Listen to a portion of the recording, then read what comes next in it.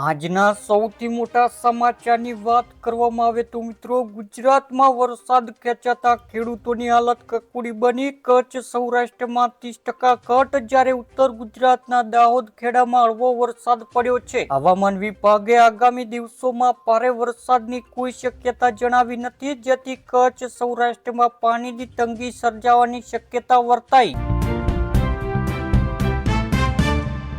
ત્યાર પછી મિત્રો, એલપીજી ગ્રાહકો માટે મોટા સમાચાર. ઈ-કેવાયસી તારીખ લંબાવાઈ. સમયસર ઈ-કેવાયસી નહીં કરાવો તો બુકિંગમાં પડશે મુશ્કેલી. જ્યારે 31 ઓગસ્ટ સુધીમાં ઈ-કેવાયસી નહીં કરાવો તો સિલિન્ડર બુકિંગ અને સબસિડીમાં મુશ્કેલી પડશે. આ પ્રક્રિયા ગેરકાયદેસર કોમર્શિયલ ઉપયોગો અટકાવવા અને સાચા ગ્રાહકોને લાભ મળે તે સુનિશ્ચિત કરવા માટે છે.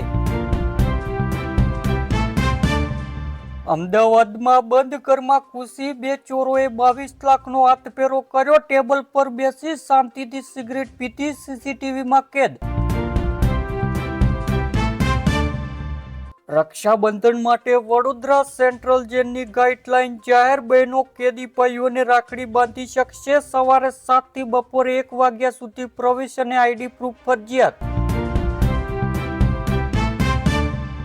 છોટાઉદેપુર વાટડા ગામે હાઈ વોલ્ટેજના લીધે 35 થી 40 ઘરોમાં ટીવી, ફ્રીજ અને પંખા બળી ગયા. વીજ વિભાગ બેફિકર. અમદાવાદ શહેરના મણિનગર વિસ્તારમાં શેર બજારમાં વધુ નફાની લાલચ આપી 25.87 લાખની ઠગાઈ. શેર બજારમાં 3.47 કરોડનો ફેક નફો દર્શાવી ખખરી લીધા. સાયબર ક્રાઇમમાં ફરિયાદ. ઈડરમાં ગેરકાયદેસર હથિયાર સાથે 2 શખ્સ ઝડપાયા. સાબરકાંઠા એસઓજીએ ઇકો કારમાંથી બંદૂક સાથે રાજસ્થાનના 2 આરોપી પકડાયા. શિકારના ઈરાદે નીકળ્યા હતા. પટનામાં ભારે બબાલ. લાઠીચાર્જ બાદ વિદ્યાર્થીઓએ કર્યો પથ્થરમારો. અનેક પોલીસ કર્મી ઘાયલ. સુરતમાં તહેવારો પહેલા ક્રૂડ વિભાગ અને એલસીબીના દરોડા. સરથાના ગોડાઉનમાંથી 683 કિલો ડુપ્લિકેટ માવો પકડાયો. ભાવેશ વતાસિયા નામના શખ્સ સામે 1.40 લાખ રૂપિયાના મુદ્દામાલ નાશ કરી આરોગ્ય વિભાગે કાયદેસરની કાર્યવાહી હાથ ધરી. તેલંગાણામાં બસ અને ટ્રક વચ્ચે ટક્કર. 6 ના મોત, 5 મહિલાઓ, 12 ઘાયલ.